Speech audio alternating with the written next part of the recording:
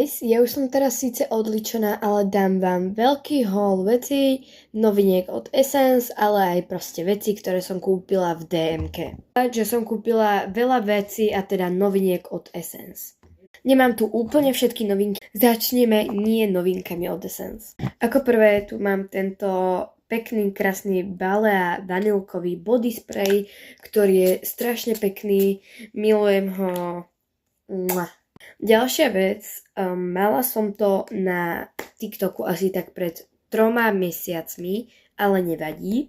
Je to tento Glow Perfect Shine Coat a je to vec na vlasy. Budem o tom točiť samostatné video, ktoré ale vyjde až na budúci týždeň. Potom tu mám, dámy a pani, podržte sa, mám tu pistácia a čokoláda Balea Labellona Peri. Milujem ho. Fakt chutí ako čokoláda a za to euričko to úplne stojí. Posledná vec nie od noviniek od Essence.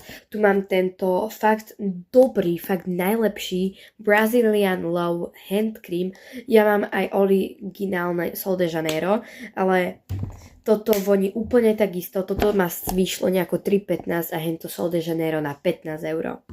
A ešte som zabudla, ešte tu mám toto nové kofeínové overnight sérum na myhalnice, lebo chcem ich mať proste dlhé.